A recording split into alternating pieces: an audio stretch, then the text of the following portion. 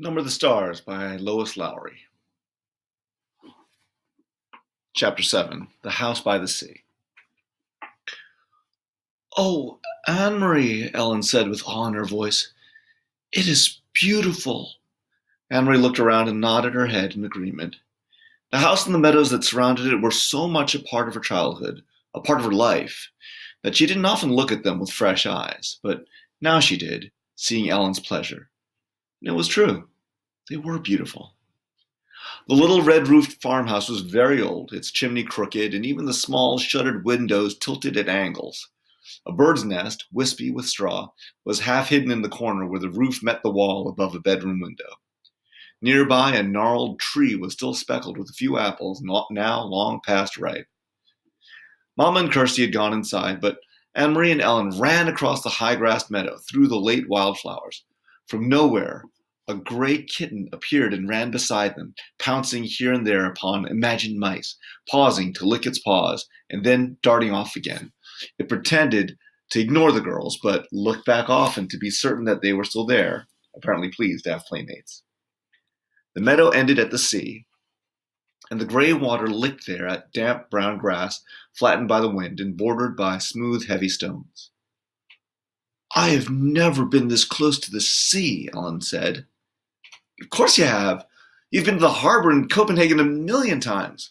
Ellen laughed. "Oh, I mean the real sea, the way it is here, open like this, a whole world of water."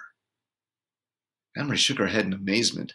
To live in Denmark, a country surrounded by water, and never to have stood at its edge? "Your parents are really city people, aren't they?"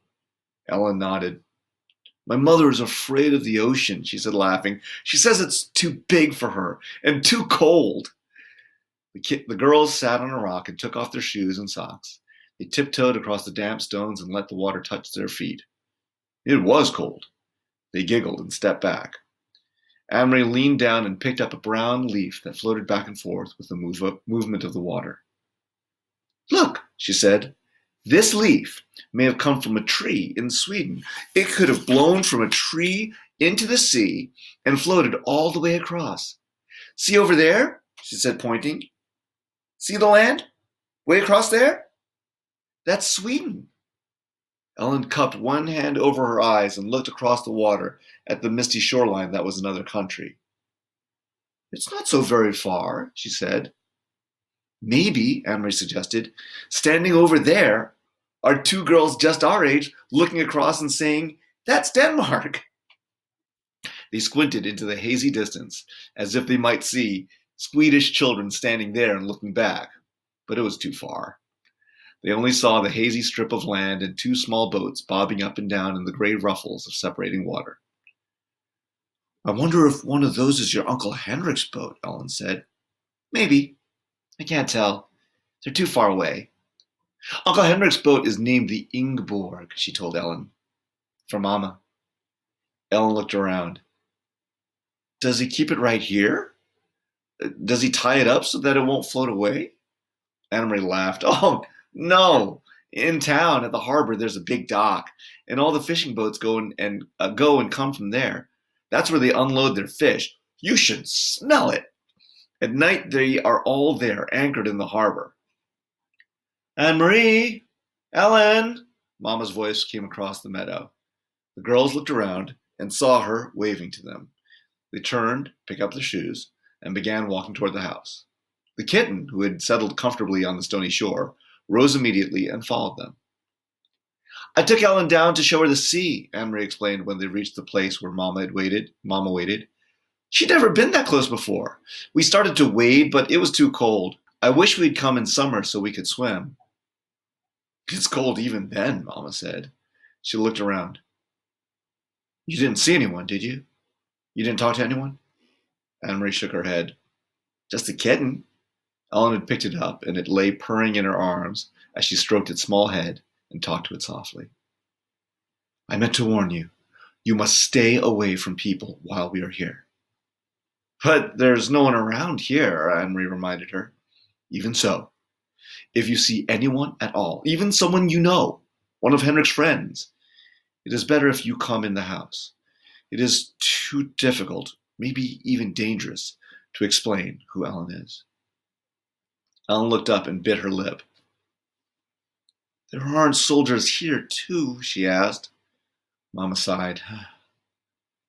I'm afraid there are soldiers everywhere, and especially now.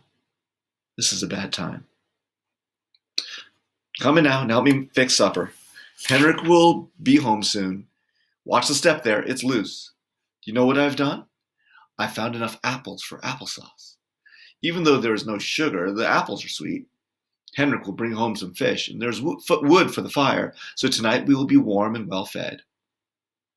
It's not a bad time then, Emery told her. Not if there's applesauce. Ellen kissed the kitten's head and let it leap from her arms to the ground. It darted away and disappeared in the tall grass. They followed Mama into the house. That night, the girls dressed for bed in the small upstairs bedroom they were sharing, the same bedroom that had been Mama's when she was a little girl. Across the hall, Kirsty was already asleep in the wide bed that had once belonged to Anne-Marie's grandparents. Ellen touched her neck after she had put on Anne-Marie's flower-sprigged nightgown, which Mama had packed. Where's my necklace? She asked. What did you do with it? I hid it in a safe place, Anne-Marie told her.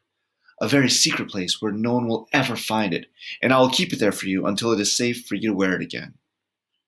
Ellen nodded. Papa gave it to me when I was very small, she explained. She sat down on the edge of the old bed and ran her fingers along the handmade quilt that covered it. The flowers and birds, faded now, had been stitched onto the quilt by Anne-Marie's great-grandmother many years before. I wish I knew where my parents are, Ellen said in a small voice as she outlined one of the appliqued birds with her finger. Anne-Marie didn't have an answer for her. She patted Ellen's hand, and they sat together silently. Through the window, they could see a thin, round slice of moon appear through the clouds against the pale sky.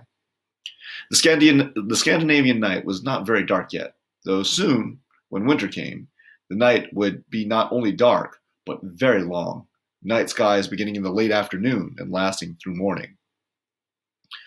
From downstairs, they could hear Mama's voice and Uncle Henrik's talking, catching up on news. Mama missed her brother when she hadn't seen him for a while, Anne-Marie knew. They were very close. Mama always teased him gently for not marrying. She asked him, laughing, when they were together, whether he had found a good wife yet, one who would keep his house tidier.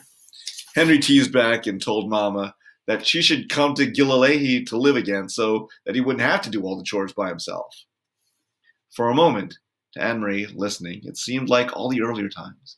The happy visits to the farm in the past with summer daylight extending beyond bedtime, with the children tucked away in the bedrooms and the grown-ups downstairs talking. But there was a difference. In the earlier times, she had always overheard laughter. Tonight, there was no laughter at all.